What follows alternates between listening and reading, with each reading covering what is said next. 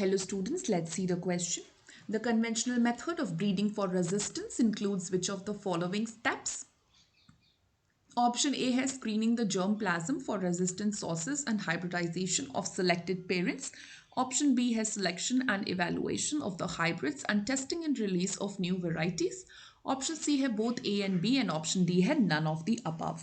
Okay, so हमें यहाँ पर क्या करना है बच्चों, हमें इस क्वेश्चन को कैसे हमें सॉल्व करना है। तो क्वेश्चन ने पूछा है कि कन्वेंशनल मेथड ऑफ ब्रीडिंग में कौन से स्टेप्स इंक्लूड होते हैं। तो सबसे पहले तो हमें क्वेश्चन का मतलब समझना पड़ेगा कि कन्वेंशनल मेथड ऑफ ब्रीडिंग होता क्या है। तो कन्वेंशनल का मतलब होता है जो नॉर्मली हमेशा से किया जा रहा है, ठीक है, जो मतलब जो रेगुलर जो मेथड होता है उसको हम कहते हैं कन्वेंशनल मेथड। तो कन्वेंशनल मेथड यहाँ से हमारा मतलब है जो नॉर्मली ट्रेडिशनल मेथड जो होता है ब्रीडिंग का, उसमें हम क्या करते हैं। सो ट्रेडिशनल मेथड ऑफ ब्रीडिंग में बच्चों हम क्या करते हैं ना कि सबसे पहले तो हमारा ये काम रहता है कि हम जर्म प्लाज्म कलेक्शन करेंगे। ठीक है, जर्म प्लाज्म कलेक्शन तो करना ही पड़ेगा हमें, क्योंकि because we have to select, मतलब हम एक हाइब्रिड बना रहे हैं तो वो सबसे पहले ज़रूरी है, हमें एक वेरिएबिलिटी चाहिए होती है।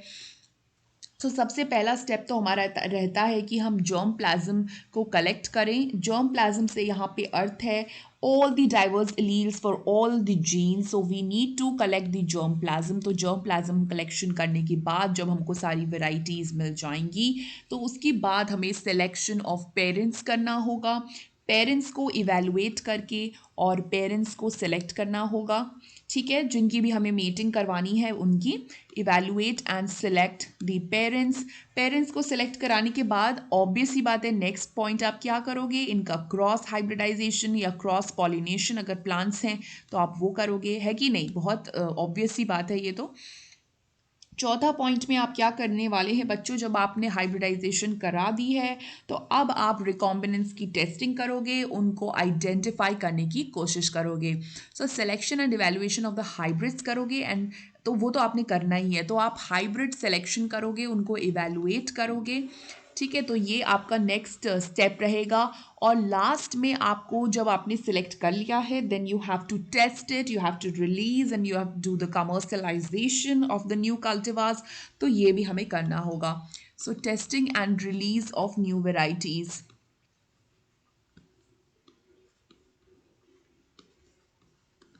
सो ये सारी चीज़ें हमें यहाँ पर करनी होंगी, ठीक है बच्चों।